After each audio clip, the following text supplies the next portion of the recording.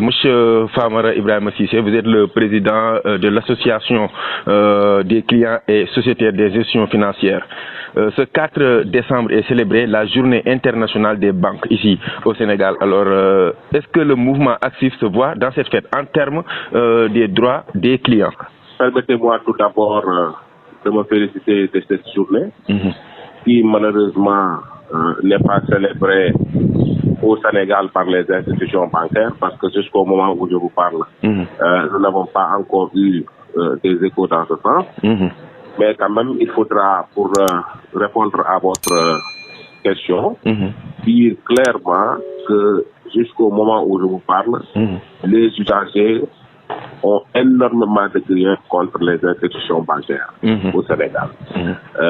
J'ose dire que nous recevons en moyenne 40 plaintes et réclamations à travers les réseaux sociaux par jour, ce qui nous laisse croire toujours qu'il y a énormément de problèmes entre usagers et banques dans ce pays. Par conséquent, il faudra reconnaître que les usagers, tel que le système bancaire fonctionne dans ce pays, ne s'y retrouvent pas. Alors que la banque est un outil important pour réguler les disparités sociales, permettre aux couches les plus défavorisées qui ne pouvaient pas accéder à des emprunts de pouvoir bénéficier de ces emprunts-là pour réaliser leurs projets. Tout à fait. Permettre aussi aux entreprises de se refinancer, d'avoir un financement à travers ce système. Mais il faudra reconnaître que les problèmes sont énormes et que les Sénégalais ne s'y retrouvent pas jusqu'à présent. Jusqu'à présent. Donc, il y avait aussi dans votre plateforme 19 mesures que vous jugez que les banques devraient respecter. Aujourd'hui, est-ce que ce combat est gagné ou où en êtes-vous réellement? C'est en 2014 que la Banque centrale a sorti une liste de 19 mesures de gratuité sous la demande des associations de consommateurs, parmi lesquelles l'activité à la tête. Nous avions réclamé que les conditions de banque soient revues pour favoriser la bancarisation et permettre aux populations d'accéder aux services financiers.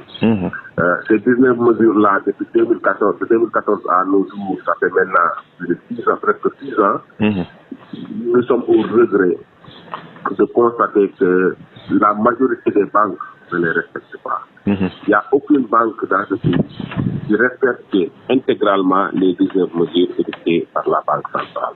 Pour rappel, l'ouverture du compte devait être gratuite, les frais de clôture de compte devaient être gratuits, les opérations avec les relevés de compte et tous les autres documents annexes aux prêts devaient être gratuits.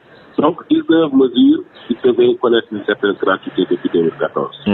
Cependant, nous sommes au regret de constater que jusqu'à présent, ces mesures-là ne sont pas respectées par les banques et que nous n'avons pas constaté des sanctions de la Banque centrale allant dans le sens de les amener à respecter ces mesures. Alors, un autre point, c'est que vous dénoncez également le coût exorbitant des cartes GAP. Aujourd'hui, qu'est-ce qu'il faudrait faire réellement pour que les clients et sociétaires des institutions financières puissent se sentir à l'aise, puisque vous êtes en train de mener le combat et que au-dessus, la Banque centrale, par exemple, qui a décrété ces 19 mesures, tarde à vraiment sévir ou sanctionner ces institutions financières? Que faudrait-il faire réellement? La banque coûte cher aux consommateurs sénégalais, il faut le reconnaître.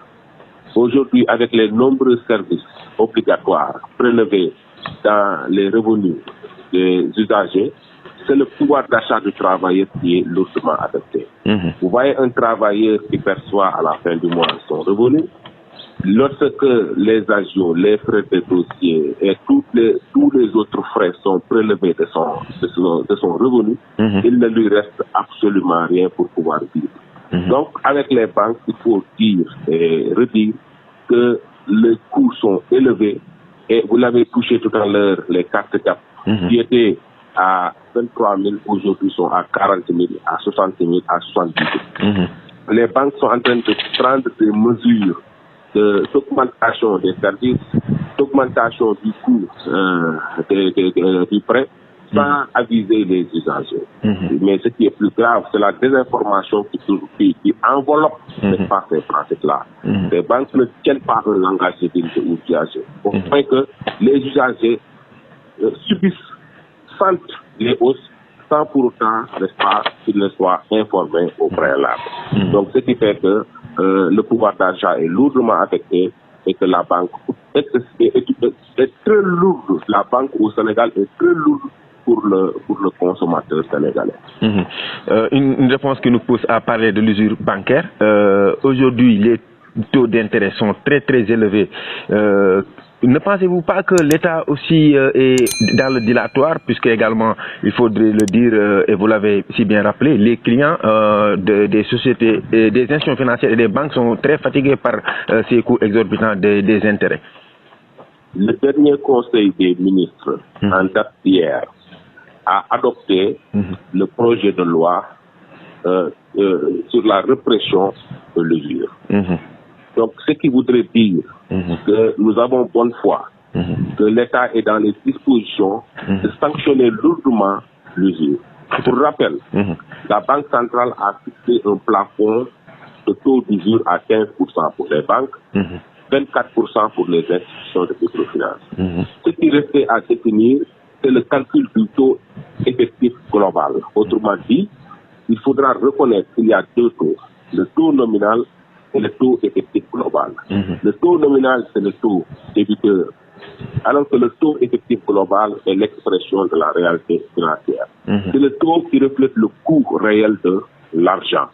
Ce taux effectif global, aujourd'hui, a été clairement défini pour que le taux d'usure ne soit pas dépassé. Ce dont on a assisté, c'est que beaucoup de banques calculaient le taux effectif global au point que le taux d'usure était violé dans l'impunité totale.